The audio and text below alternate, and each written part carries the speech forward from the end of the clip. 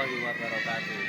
Yang saya hormati para penguji izin kinerja, perkenalkan nama saya Muhammad Ria Usamsi, SPD, Guru PAI Mapel SKI di MTS Miftahul Ulum Tegal Trimo Banyuwangi.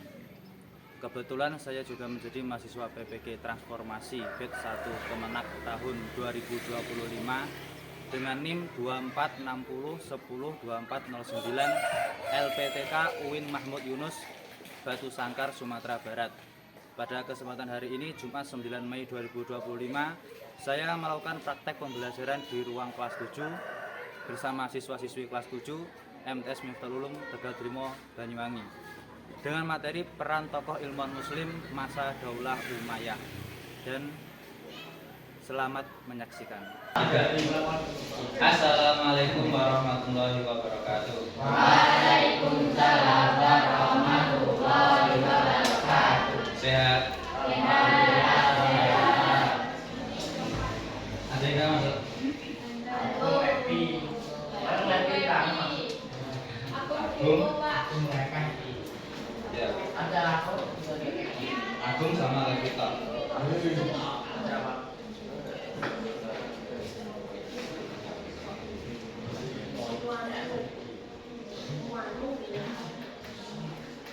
Sebelum memulai pelajaran, mari kita berdoa terlebih dahulu.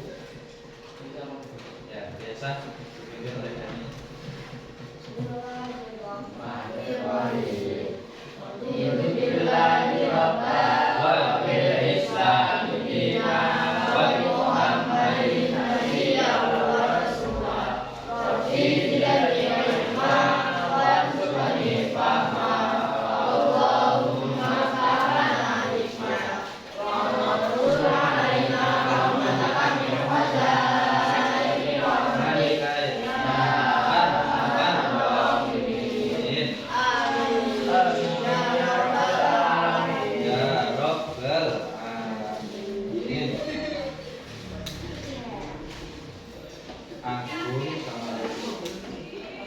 Levi kemana?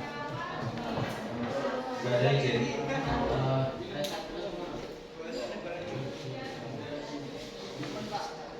Ya. Untuk materi sekarang adalah SKI. Ada yang sudah belajar?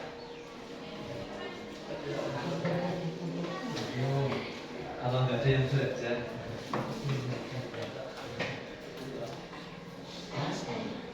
Kelihatan ya?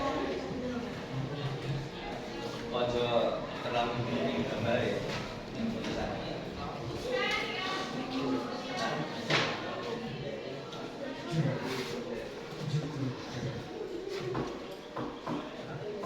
Nah, sebelum masuk kepada materi, kemarin kan sudah kita bahas tentang yang mana pemerintahan dinasti Umayyah. Masih ingat? Pemerintahan dinasti Umayyah, yakni pemerintahan yang terlaksana atau memerintah setelah masa Khulafaur Rasyidin. Kemarin kan Khulafaur Rasyidin terakhir dijabat oleh Ali bin Abi Thalib, kemudian pindah pemerintahan kepada Daulah Umayyah.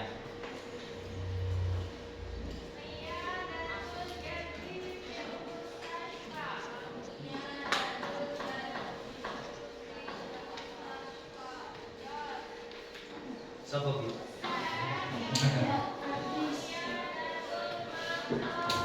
Selamat. Ya, itu profil diri saya. Bisa dilihat di Twitter, Facebook, Instagram. Mungkin belum ada yang tahu. Instagram, Twitter, Facebook, dan sebagainya.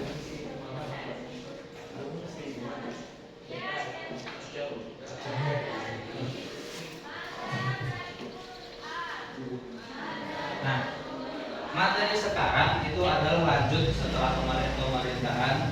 Sekarang kita membahas tentang itu, ilmuwan muslim pada masa dinasti Umayyah. Itu ada pertanyaan. Bagaimana Siti Umayyah berperan dalam memajukan ilmu pengetahuan? Contohnya seperti apa? Lali? Hah? Gimana pemerintahan Umayyah itu berperan dalam memajukan ilmu pengetahuan dan budaya di masa kekuasaannya? Seperti apa?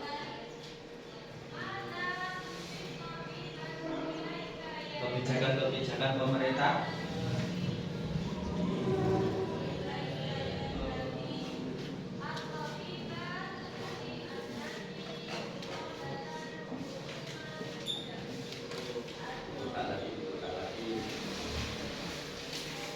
Seperti gini, pada waktu pemerintahan mendirikan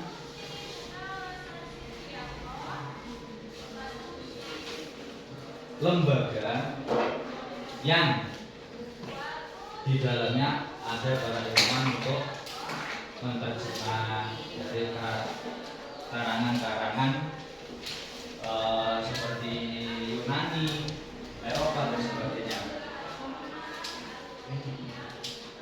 Ketemu.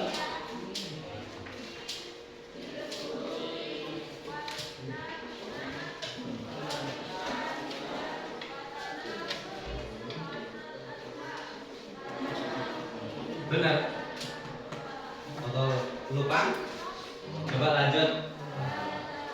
Nah, siapa saja tokoh yang ada pada masa Daulah Umayyah? Ini adalah tokoh-tokoh ilmuwan. Satu, Al-Walid. Bukan Walid sing film-film itu ya.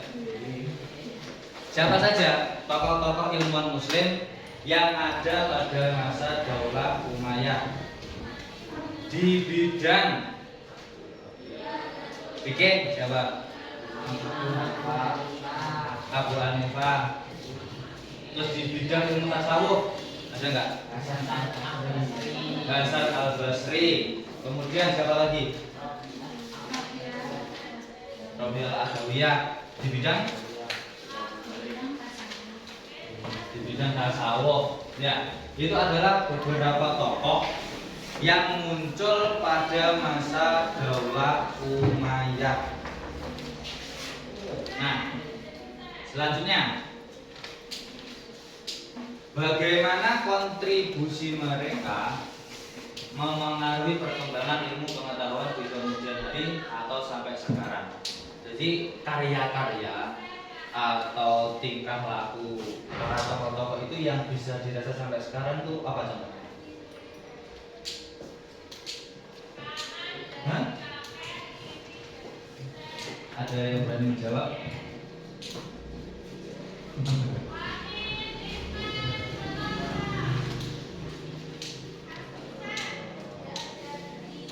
Belum? Ya, nanti bisa dijawab.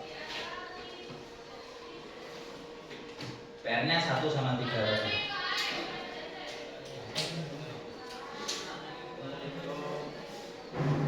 Ada yang pernah lihat ini enggak?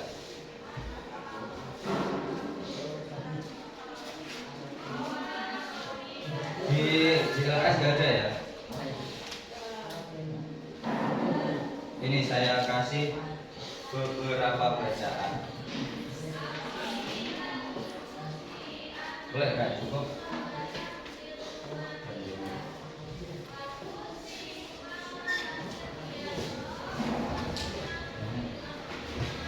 Nah, ini adalah gambar luasnya pemerintahan kekuasaan Daulah Umayyah. Indonesia di mana? Nggak ada ya. Ini.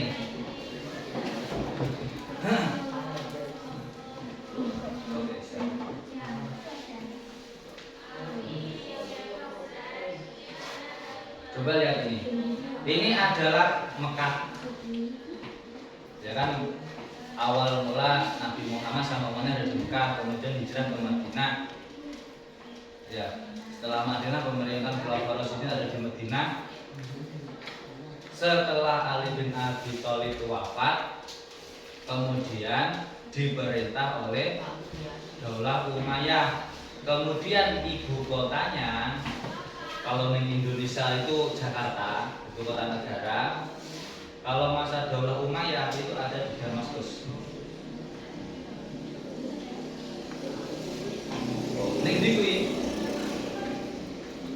Damaskus itu di mana? Di kono kuwi. Ya. Kalau Yerusalem, yang sekarang itu ada perang Israel sama Palestina, Suriah itu sini, di Yerusalem. Nah, ekspansi Daulah Umayyah itu luas sampai ke barat, terus Tripoli. Ini sampai ke mana itu? Kalau istilahnya orang dulu ini di daerah Andalusia, kalau sekarang itu Spanyol. Jadi Islam dia itu sampai ke Spanyol. Sing ning kono enek tugu segitiga licin ning Paris. Nah, di situ siapa pemain bola dari Spanyol siapa? Nah, itu. Jadi di sana itu sudah pernah menjadi kekuasaan Daulah Umayyah. Apa benar? Saya nggak tahu soalnya. Salah.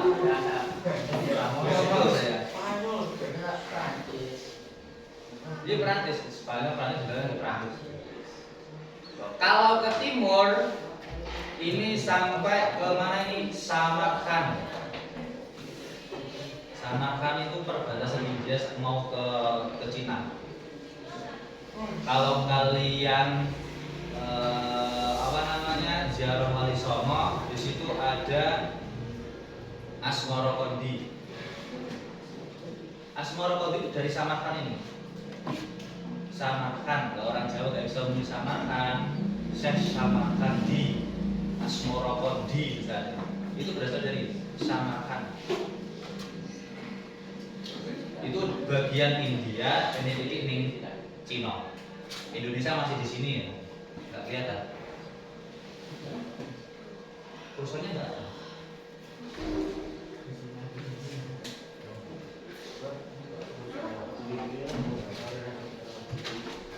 Lanjut ya. Sing Spanyol mau berapa ganti? Ini dari Spanyol. Ada Cordoba. Ini Spanyol. Ini Kairo di Mesir, sekarang terkenal universitas Islam sing gede. Alma maternya Ustaz Abdul Somad. Nah, itu di Al Azhar Kairo. Ini ada di Damaskus, Yerusalem, Baghdad. Nah, ini Samarkand. Bagian India. Luasnya segitu. Itu masa kekuasaan Daulah Umayyah. Lanjut ya.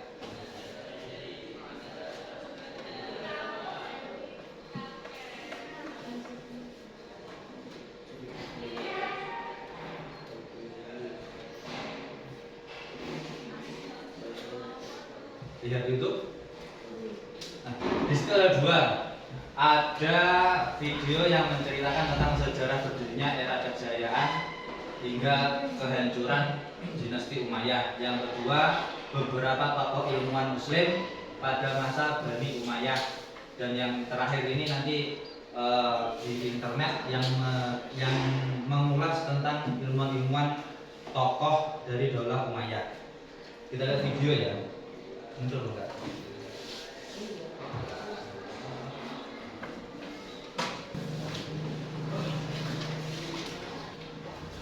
Nah, menunggu video bisa kalian baca-baca di situ di naskah itu ya. Itu tentang beberapa tokoh ilmuwan Muslim pada masa Daulah Umayyah. Saya tampilkan juga. Nah, di situ ini adalah gambar ilustrasi contoh, tapi nggak semuanya di situ ada ya. Seperti Ibu Musina ini bukan masa Daulah Umayyah, tapi ini masa Daulah Abbasiyah.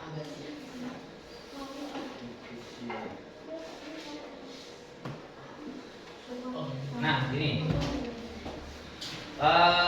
satu tokoh ahli hadis, sama di situ ya, bisa di depan atau bisa di kertas. Tokoh ahli hadis di situ ada pengertian hadis mulai dirintis pada masa Khalifah Abdul Malik bin Marwan, yakni pada tahun 65 sampai 86.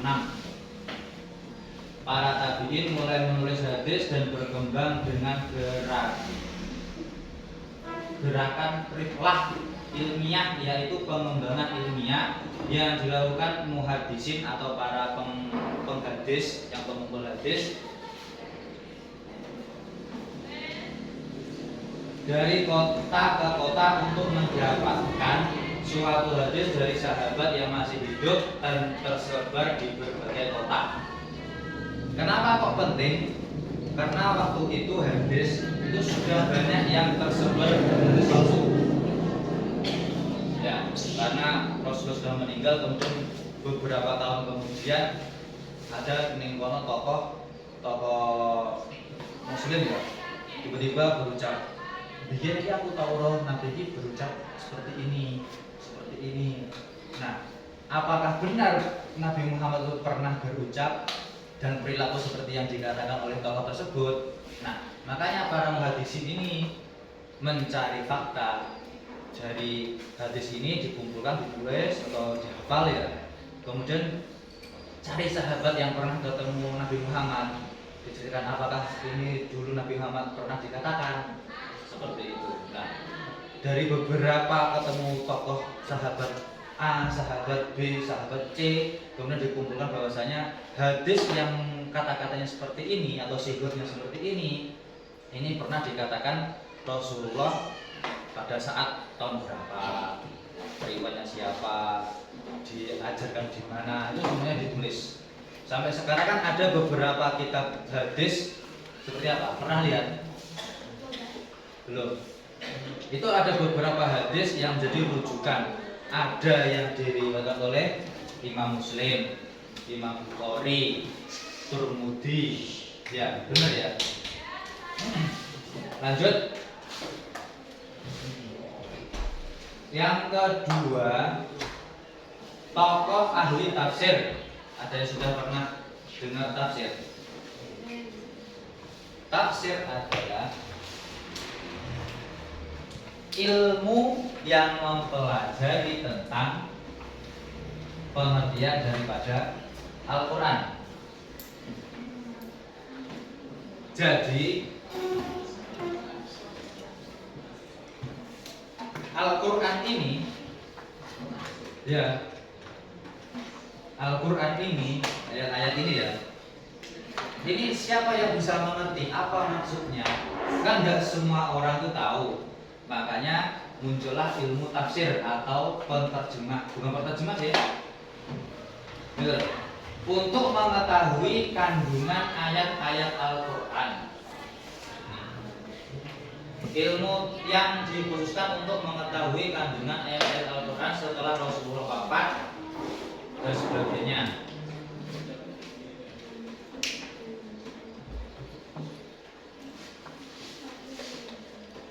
Nah, pada masa itu lahir beberapa madrasah yang mengajarkan ilmu tafsir seperti madrasah di Mekah, ada di Madinah dan sebagainya. Khusus, jadi kalau sekarang itu seperti dibangun sekolahan, tapi pelajaran ini khusus tentang tafsir. Yang ketiga, ilmu fikih. Ada yang belum tahu ilmu fikih? Apa? Ilmu fikih adalah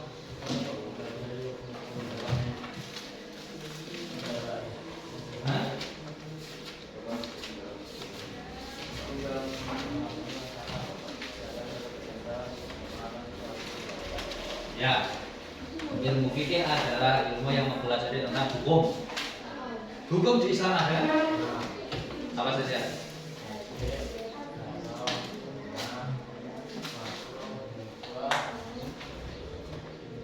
5 apa 6? Wajib,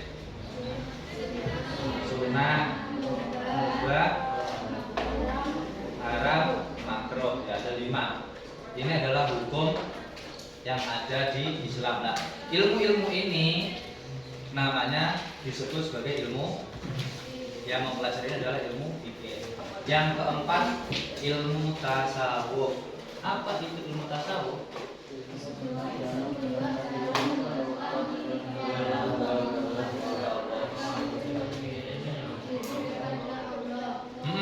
Ilmu yang mempelajari tentang pendekatan kepada Allah, atau orang-orang yang mempelajari ini namanya orang sufi.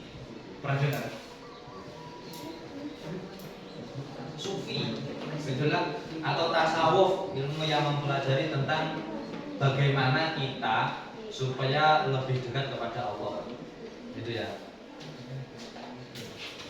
Lanjut. Nah, selain itu ada juga tokoh ahli bahasa dan juga sastra. Ada juga ahli sejarah, geografi. Ada juga tokoh ahli kedokteran. Ya, banyak. Mereka selain itu membuat semacam lembaga dan di dalamnya itu disuruh mencari ilmu-ilmu dari di luar Arab, kemudian bisa diterjemahkan ke dalam bahasa Arab.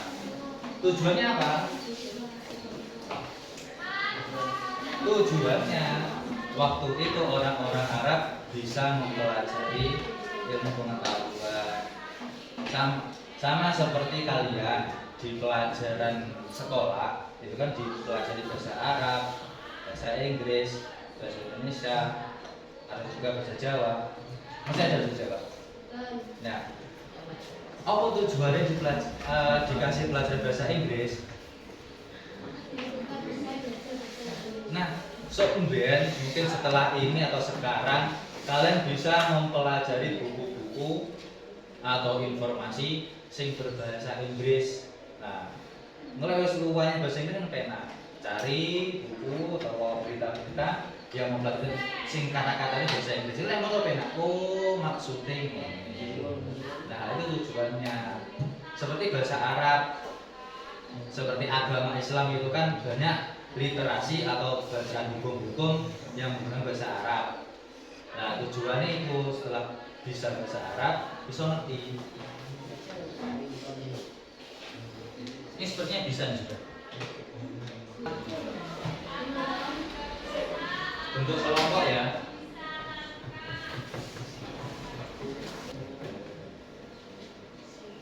Mau dibentuk langsung apa lewat internet?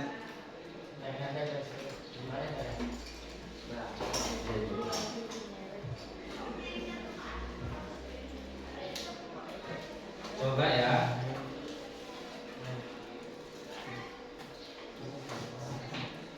Ini sinyalnya bisa apa enggak?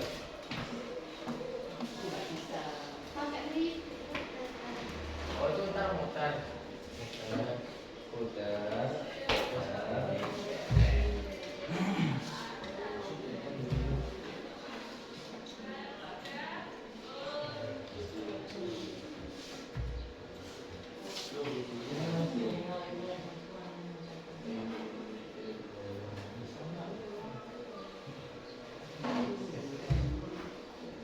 Nah,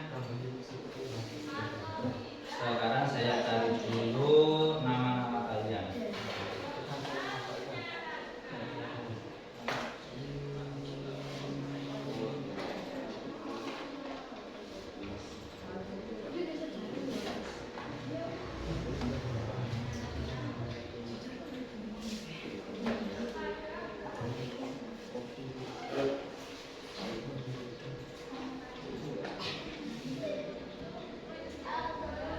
Ini masa keluar ya, bos.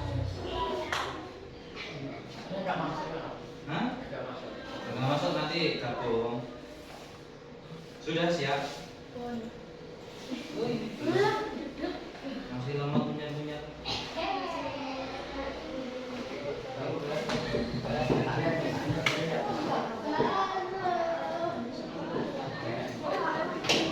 Ini nanti aja ya.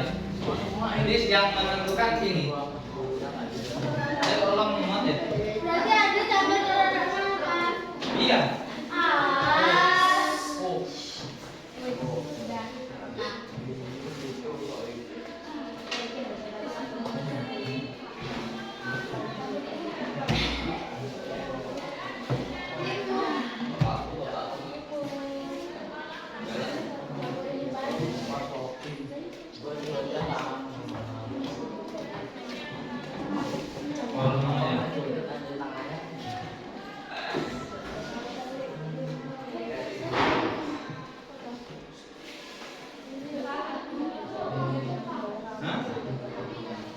Mau Agung ini sudah asik ya.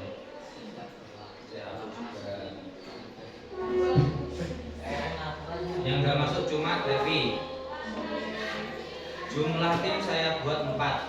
Jadi satu tim, satu kelompok ada 4 orang ya. 1, 2, Nyapa wedi? Wah, mantap toh. Membagi. Wah, lo ini suwi lagi. Jangan beres. Kelompoknya apa? Semuanya modern. Ngapain, Pak? Hah? Ngapain? Saya buat kelompok. Nanti saya kasih tugas.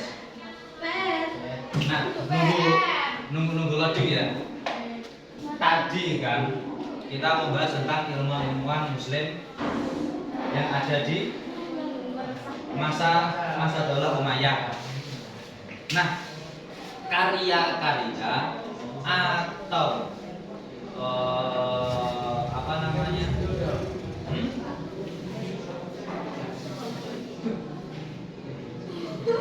Kok lama?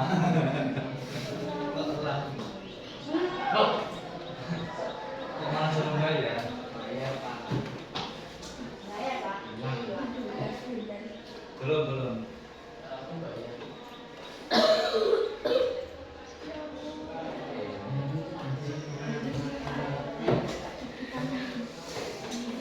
Membuat tadi besar.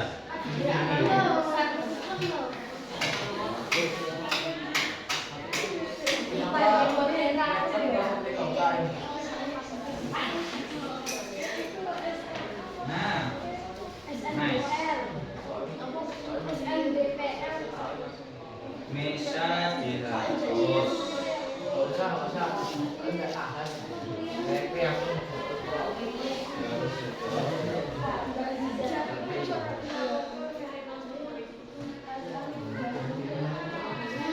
Nah, itu muncul punya.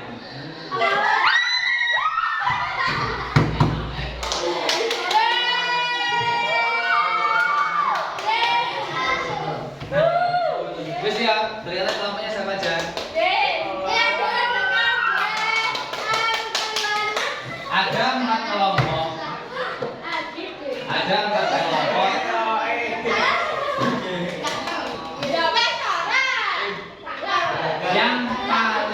Yang paling atas itu adalah pimpinan atau ketuanya ya. Yang paling atas itu adalah ketua kelompok. Saya screenshot dulu. Berarti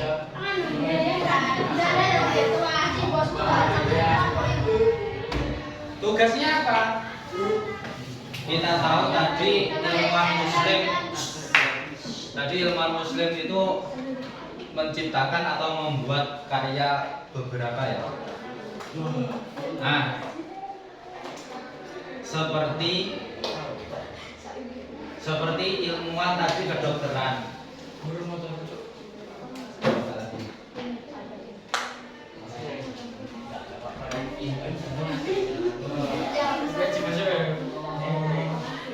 Seperti ilmuwan kedokteran.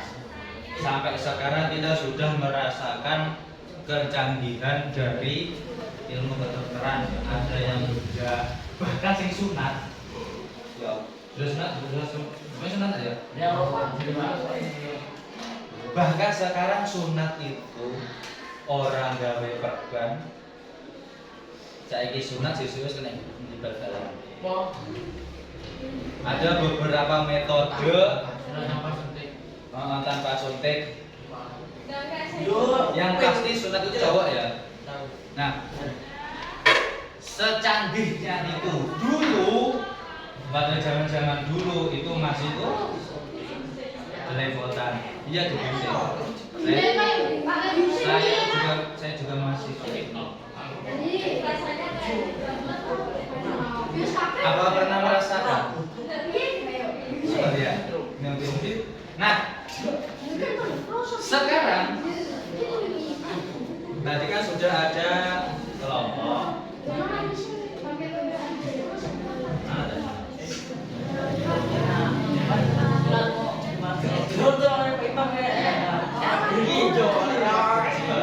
Ini kelompoknya ya. Satu. Sekarang duduknya tetap apa sesuai kelompok? Nah, sekarang duduk sesuai kelompok.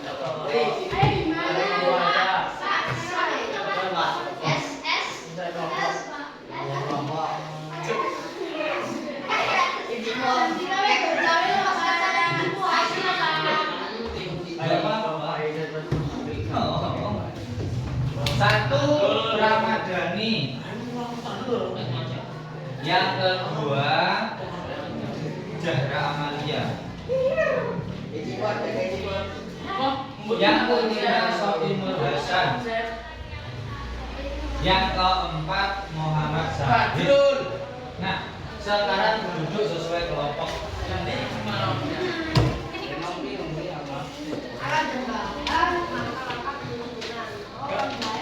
Buat itu kayak gini, Pak. Hah? Sebut apa nih? Kita Iya. Apa perlu materi video mau ditampilkan? Juga semoga saja bisa ya. Tadi kan nggak ada sinyal. Menang banyak. Maju. Ayo duduk sesuai kelompok.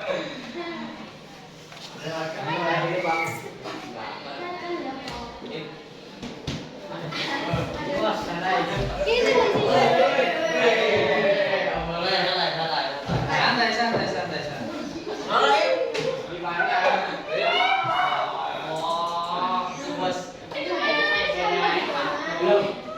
Bisa lain. Ayo sing cewek gak bukan ini.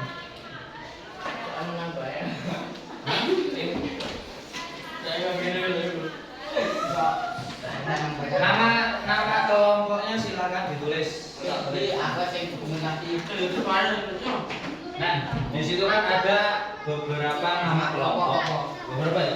Ada kolom untuk anggota kelompok sing warna biru. Nama anggota, nama kelompok tertentu. Tim 1, tim 2, tim 3, dan tim 4.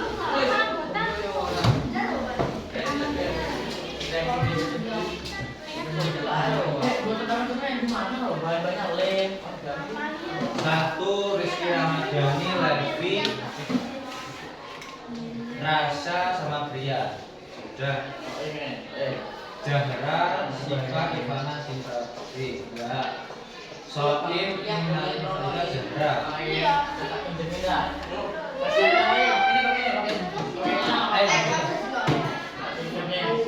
Enggak boleh itu. Yang keempat Zahid atau Jamatnya. Oh, ini di sini. Kamu sana.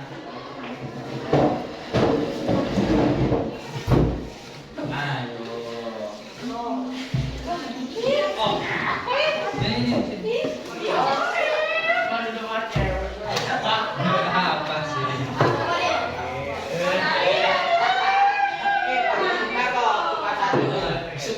Sudah. Ya, silakan kelompoknya ditulis dulu. Nama anggotanya. Nama anggotanya ditulis dulu. Semangat kamu. Loh, ya nama lengkap boleh, nama panggilan juga boleh. Yang anggotanya nanti. Ada satu orang gini. Bukan malu. Oh, nama lalu yang nama.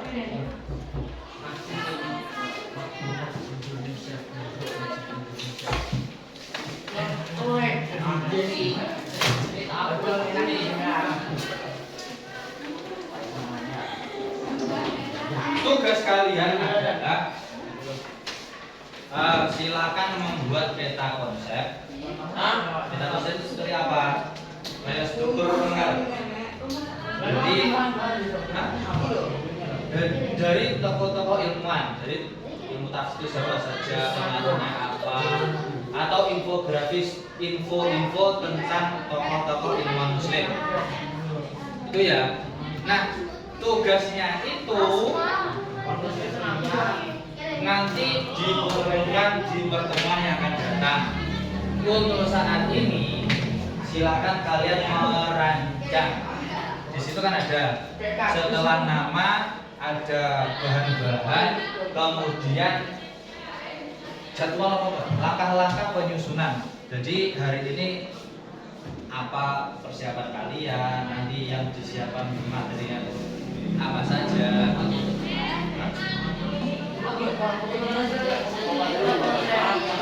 Nah, setelah nanti informasi terkumpul, silahkan nanti kalian kalau gawein buku apa jenenge ya bisa karton, bisa manila, bisa bupalo, kertas tandel, semoga kertas tipis ini. Nah, silakan kalian membuat peta konsep atau info-info tentang tokoh ilmu muslim. Sama petakan, iki lho jadi selama Daulah Umayyah tokoh-tokoh ilmu muslim tuh ini orangnya ini yang berperan sebagai di bidang ini, dan sampai sekarang bisa dirasakan. Oh, ini Enggak. salah satu itu.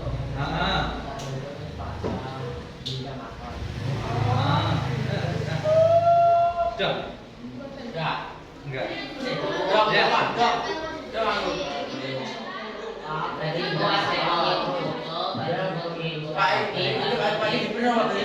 Wajah juga boleh, atau cukup tulisan juga boleh, seperti ya cukup nama juga boleh. Beliau ini seperti ini, Hajar Dewantoro. Beliau lahir di sini, berperan di bidang pendidikan. Ini selain Ki Hajar Dewantoro di bidang pendidikan adalah apa jenenge? Seadanya, semampu kalian mengumpulkan. Nah, ngerti ya tugasnya apa? Nah, sekarang tugasnya kalian adalah silakan membuat perencanaan. Ini tolong harus pakai 1, 2, 3, 4, 5, 6 itu. Silakan kalian membuat rencana jadwal kapan mulai berkumpul, kapan mulai mencari informasi, kapan bekerja bareng, terus selesainya kapan. Besok pertemuan SKI yang akan datang, saya suruh tampil. Iya. Ya. Oke. Tim 1, tim 2, tim 3, tim 4.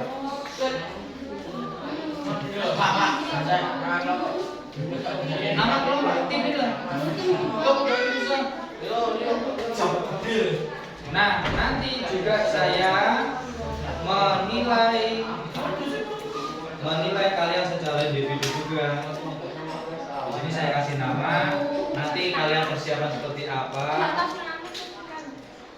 Ya. Jadi selain tugas kelompok, ada juga penilaian tentang individu. Nanti lah yang berperan aktif juga tak nilai. Mulai saya mengenai. Ya maksudnya dalam kelompok limau sing serius sopo. Sudah ditulis ya?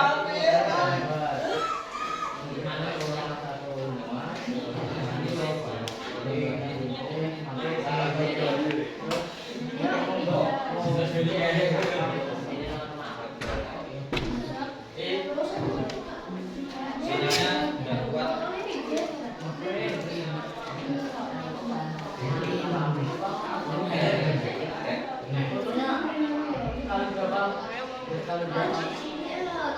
Jadi kan jasa ada dia ini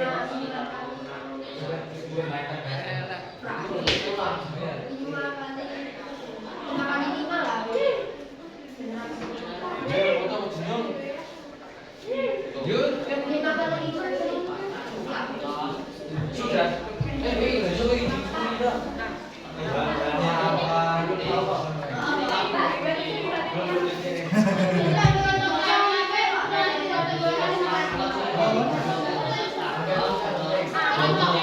Foto ijazah itu 3 lembar. Ini.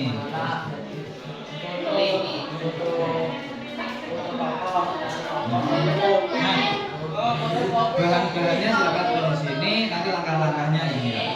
Hari Senin, misal hari Senin saya baca kelompok diskusi ini. Hari Selasa saya mencari informasi. Ya. Nah, setelah ini nanti langkah-langkah penyusunan ya. Misal dari Senin saya hari kedua saya mengumpulkan informasi, hari ketiga lalu hari selanjutnya terus kemudian maksudnya langkah-langkahnya sama dengan tulis ya sampai nanti hari apa kita ketemu lagi nanti di hari Selasa ya tanggalnya ya ditulis bahan-bahan yang diperlukan apa kemudian langkah-langkahnya apa seperti sekarang diskusi kemudian kapan nanti cari informasi kemudian kapan nanti mulai menyusun gawe mau kapan terus ya ini bukan SKI Selasa Kamis Selasa kan lebaran bisa biasa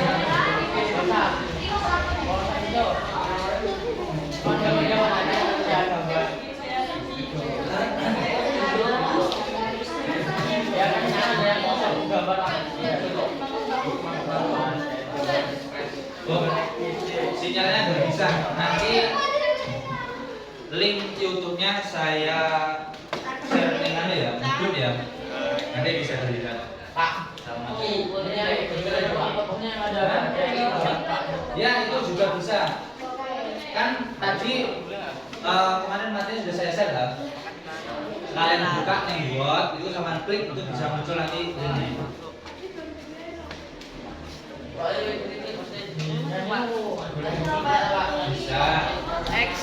Bisa dimengerti video aja ya. Nah sekarang ada yang ditanyakan senyum dah senyum ada yang ditanyakan oke paham ada yang ditanyakan enggak?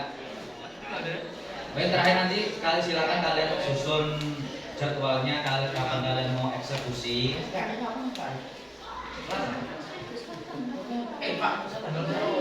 Besok Selasa tanggal merah. Ya.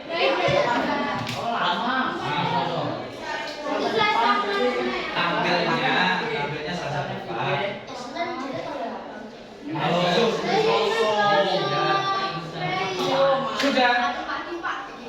Sudah. Mengerti? Terakhir.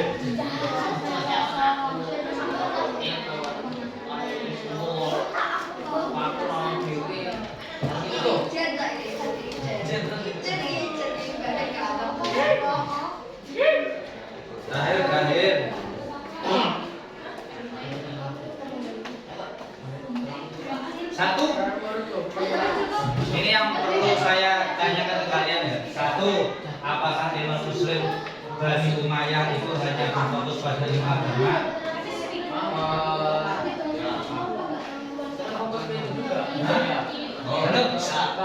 Apakah tokoh ilmuwan muslim pada masa dahulu itu hanya fokus pada ilmu agama? Contohnya apa?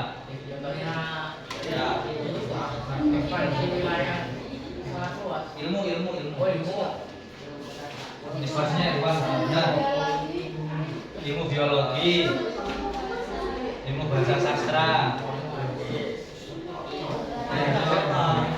Jadi macam-macam ya. Ada juga ilmu astronomi, geografi, astronomi. Itu ya. Jadi ilmu muslim itu nggak hanya cuma mempelajari ilmu agama, ilmu kedokteran juga. Yang kedua, apakah ilmu muslim Umayyah berperan dalam penerjemahan karya-karya asing? Ada nggak?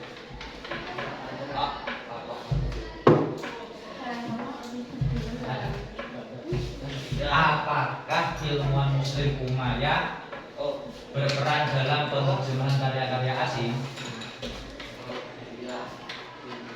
Ya.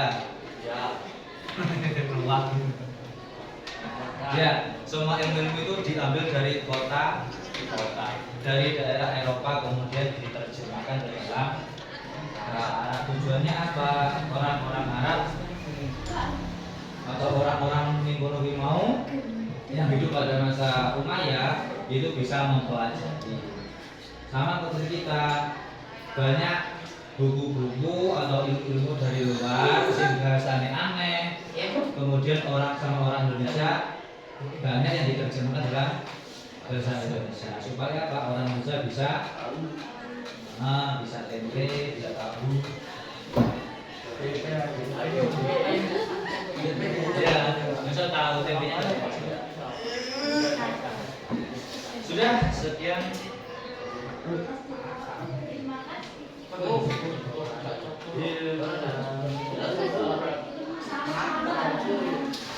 Sudah ya. Ketemu lagi kita di pertemuan depan. Hari